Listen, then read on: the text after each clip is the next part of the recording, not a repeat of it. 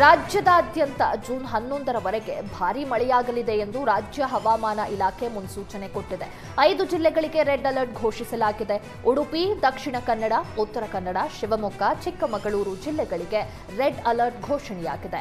ಕೊಡಗು, ಹಾಸನ, ಹಾವೇರಿ, ಬೆಳಗಾವಿ, ಧಾರವಾಡ ಜಿಲ್ಲೆಗಳಿಗೆ orange alert ಘೋಷಣೆಯಾಗಿದೆ. ಇನ್ನು ಬೀದರ್, ಕಲಬುರಗಿ, ಯಾದಗಿರಿ, ವಿಜಯಪುರ, ರಾಯಚೂರು, ಕೊಪ್ಪಳ, ಬಾಗಲಕೋಟೆ, ದಾವಣಗೆರೆ, ಮೈಸೂರು, ಚಾಮರಾಜನಗರ ಜಿಲ್ಲೆಗಳಿಗೆ ಯೆಲ್ಲೋ ಅಲರ್ಟ್ ಘೋಷಿಸಲಾಗಿದೆ. ಬೆಂಗಳೂರಲ್ಲಿ ಜೂನ್ 11ರವರೆಗೆ ಸಾಧಾರಣ ಮಳೆಯಾಗುವ ಸಾಧ್ಯತೆ ಇದೆ ಎಂದು ರಾಜ್ಯ ಹವಾಮಾನ ಇಲಾಖೆ ಮಾಹಿತಿ ಕೊಟ್ಟಿದೆ. ಕರ್ನಾಟಕದ ಕರಾವಳಿ ಜಿಲ್ಲೆಗಳಲ್ಲಿ ಜೂನ್ 8ರಿಂದ ಜೂನ್ 12ರವರೆಗೆ ವ್ಯಾಪಕವಾಗಿ ಮಳೆಯಾಗುವ ಸಾಧ್ಯತೆಗಳದಾವು ಮತ್ತು ಉತ್ತರ ಕನ್ನಡ, ಉಡುಪಿ ಹಾಗೂ ದಕ್ಷಿಣ ಕನ್ನಡ ಜಿಲ್ಲೆಗಳ ಕೆಲವು ಕಡೆ ಅತಿ ಭಾರಿ ಹಾಗೂ ಅತ್ಯಂತ ಭಾರಿ ಮಳೆಯಾಗುವ ಸಾಧ್ಯತೆ ಇರುವುದರಿಂದ ಜೂನ್ 8, 9, 10ರಂದು ಈ ಜಿಲ್ಲೆಗಳಿಗೆ ರೆಡ್ ಅಲರ್ಟನ್ನು ಘೋಷಿಸಲಾಗಿದೆ.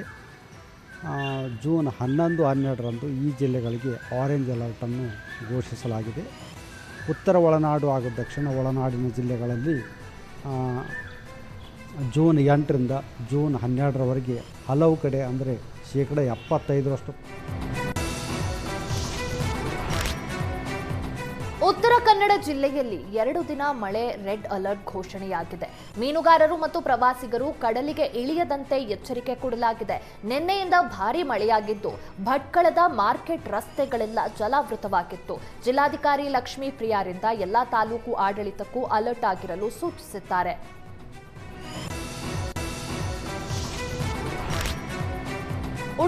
ಉಡುಪಿ ಜಿಲ್ಲೆಗೆ 3 ದಿನಗಳ ರೆಡ್ ಅಲರ್ಟ್ ಜೊತೆ ಹವಾಮಾನ ಇಲಾಖೆ ಎಚ್ಚರಿಕೆ ನೀಡಿದೆ. ಇನ್ನೂ 2 ದಿನಗಳ ಕಾಲ ಗಾಳಿ ಸಹಿತ ಮಳೆಯಾಗಲಿದೆ.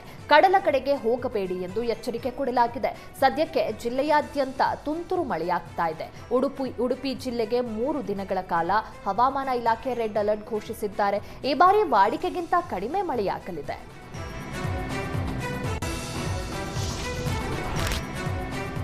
ಬೆಳಗಾವಿಯ ಬೈಲಹೊಂಗಲ ನಗರಸಭೆ ವಿರುದ್ಧ ವಿನೂತನ ಪ್ರತಿಭಟನೆ ನಡೆಸಲಾಗಿದೆ.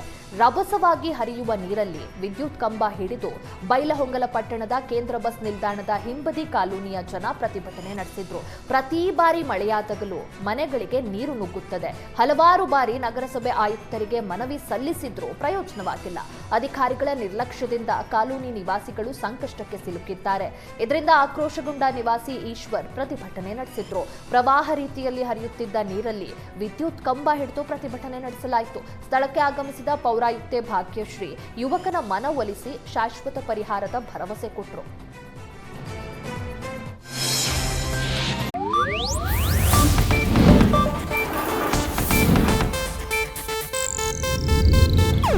ಇದು ಏಷ್ಯಾನೆಟ್ ನ್ಯೂಸ್ ನೆಟ್ವರ್ಕ್ ಪ್ರಸ್ತುತಿ.